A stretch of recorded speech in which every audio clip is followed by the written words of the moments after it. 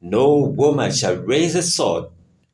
So it had been written, so it had been obeyed, so it had been feared. Princess Anaya was born beneath that decree, swaddled in silks the color of dawn, her cradle carved from tamarind wood, her lullaby sung not in battle chants, but in the hushed prayers of obedient women. They taught her to glide like moonlight, to smile like a river's edge, to stitch roses into linen, and pour tea without sound. But the blood in her veins did not hum like a harp. It thundered like war drums. Her father, King Jabari, ruled Saburi with eyes like storm clouds and a voice that made oaths tremble. Yet, even he was bound in chains, not of iron, but of tradition. And so the fire in Anaya's chest grew unseen, unfed, until one night it found wind. It was her mother, Queen Anaya, soft-spoken and sharp as obsidian, who saw the blaze in her daughter's gaze. My child, she whispered beneath the acacia trees, there are battles only women can win, but first they must learn to fight them. And in the hush of midnight, beneath the wide and watching stars, Anaya met her true teacher. Chiron, commander of the royal guard, his face wetted by sun and sword, swore no oath that night but one, to shape a lioness from seek and silence. It taught her the dance of blades beneath moonlight, how to breathe like the wind, how to strike like a hawk, how to disappear before the echo of her footstep could be caught. She learned not only war, but the poetry of war. Years passed. She moved through the palace like shadow and sun, still a princess, still painted in gold and sand and soft obedience. But now, something else too, something waiting. Then came the breaking of oath. The northern tribes, led by Chief Barika, a woman turned warlord with braids like black lightning and hunger in her eyes, descended upon Zabiri. Their spears drank deep from Zabiri's soil. The sky burned red.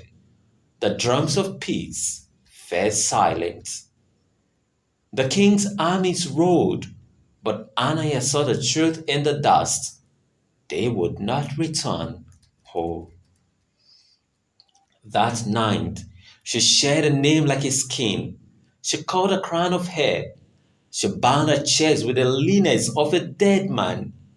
She took up the armor of Asa, a ghost name, a holy name, a name that belonged to no bloodline, no throne, no law.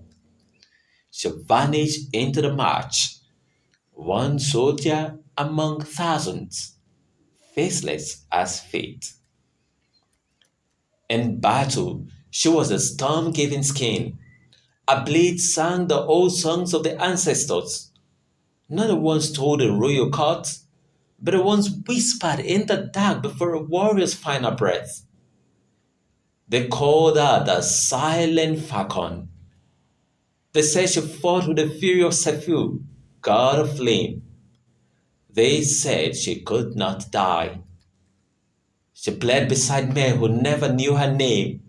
She carried the wounded when her legs could barely stand. She kissed the brow of the dying and whispered, "Fly, brother, the winds wait for you." And then, when the tide had turned against Zaburi, when the king himself was caught in a storm of blood and steel, it was Asa who rose. It was Asa who led the broken to rise once more. It was Asa who broke the enemy ranks with fire in her eyes and death on her breath. And it was Asa who stood, helmet cracked, sword blazing, as the sun set behind her like a crown of flame. A strike, a cry, and her helmet was torn away.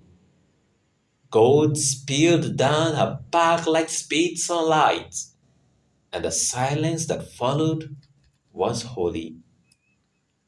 They saw her, not Asa, not August, Anaya, daughter of the throne, bearer of the forbidden blade. The king's eyes found hers, and in them war, not of swords but of soul.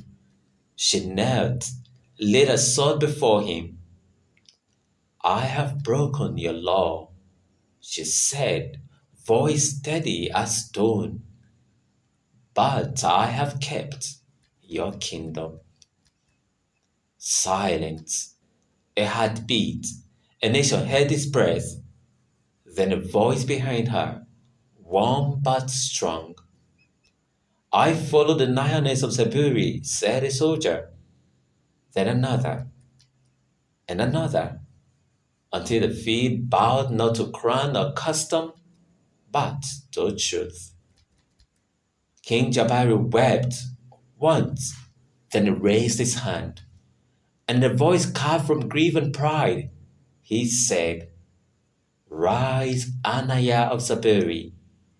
You are my daughter, and you are my warrior.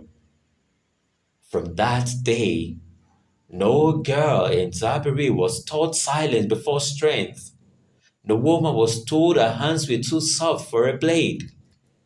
And the story of the lioness, born of fire and shadow, sister to stars, breaker of laws, was etched into song, into stone, into the blood of a kingdom reborn.